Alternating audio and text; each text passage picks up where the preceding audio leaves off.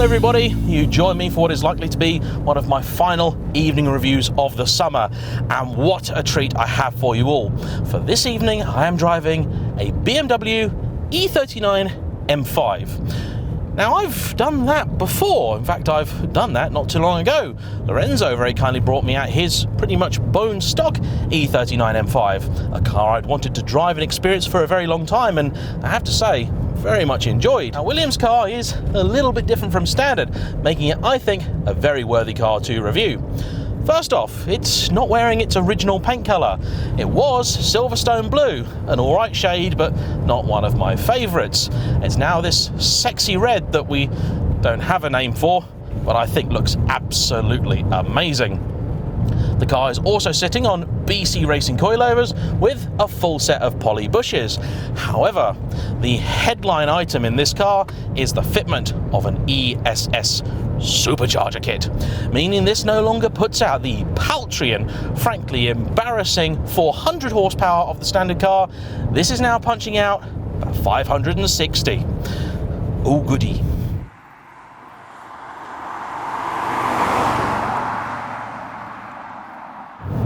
Now the regular car is not what most people would call slow.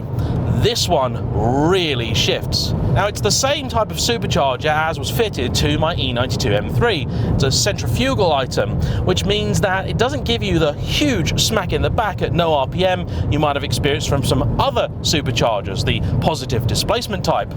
But that means that it gives you a reason to wring this car's neck. And believe me, it's a very good reason indeed. Let us say about 2,000 RPM, which I'm at now. You put your foot down and the car does move, but not with too much urgency. However, move down a couple of ratios in this very nice to use manual box. In fact, let's treat ourselves. Let's move down 3. And we're sat now at 3,500 RPM.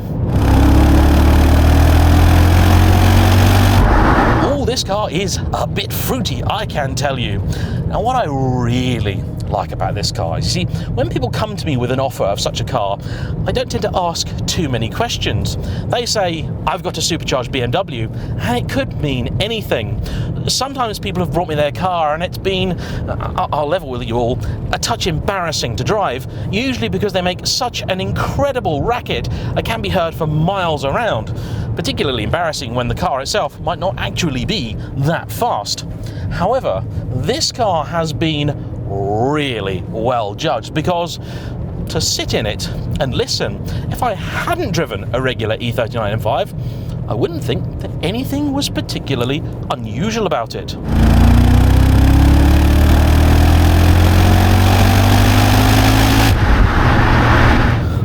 I can tell you though, the standard car does not run for the red line like that. Oh no. And what's really impressing me too is actually these coilovers. BC Racing are not particularly expensive or flashy items, but I have to say, this car handles really nicely. Now, it's not the ultimate in point-to-point attack. Of course it isn't. It shouldn't be though. It's an M5.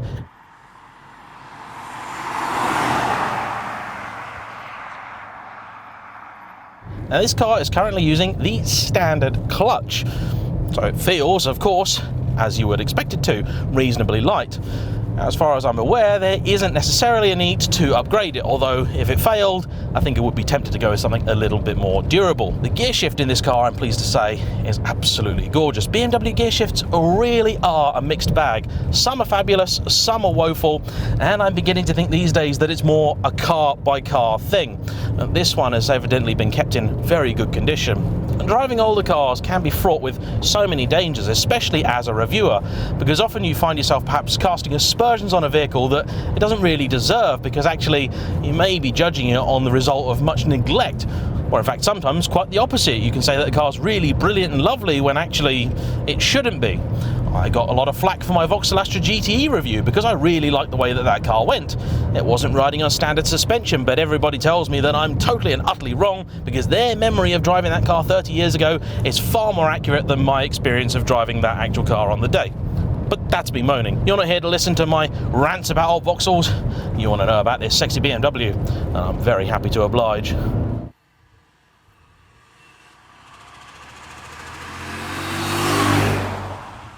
One of the surprising things about this car is that despite the fitment of that supercharger and the power it's now making, it still returns pretty reasonable fuel economy. I experienced this with my E92 as well. It wasn't any worse at all than the standard car. In fact, even with some recent spirited driving, this car is still claiming 26.6 as an overall average, and on the run home when this car was picked up, it achieved over 30 as a motorway cruiser.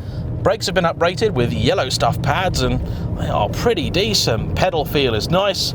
Stopping power, I can't complain about. Obviously, if you want to take this car on track, good luck to you, because it's still a big old barge. Now, I've been driving my 130i today, which is a little bit dartier than this, no surprise there. However, the M5 is really surprising in just how agile it can be. So much so that I'm going to change over to my Alpine handling route, and we're going to have some real fun with the old girl.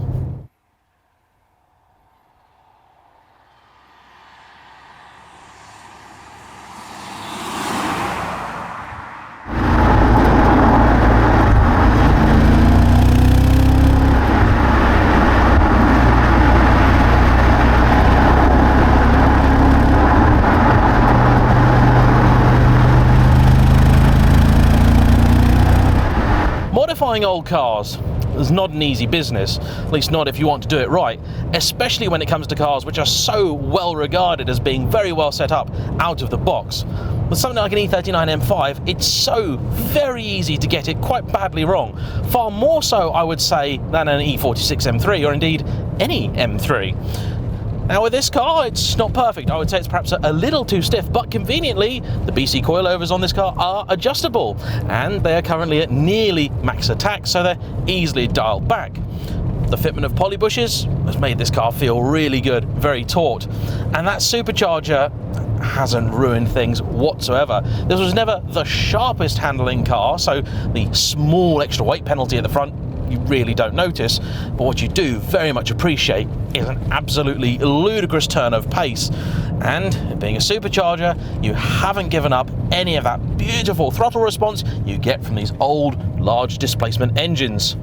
And mercifully, the standard exhaust means that even on a day like today, with the sun setting, people at home enjoying time with their families, I'm not upsetting absolutely everybody by having a little bit of fun in this car.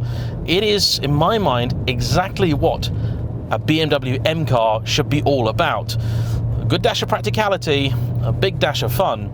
This is far more exciting than any BMW I've driven since, I think, the E92 M3. I knew it would be fast, and I'm sure there are plenty of supercharged M5s out there which are completely and utterly ruined, but this exact one is precisely how I do it.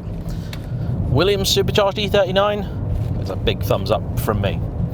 Thank you all for watching. Please like, comment below, subscribe if you haven't already, and I'll see you all for the next one. Bye bye.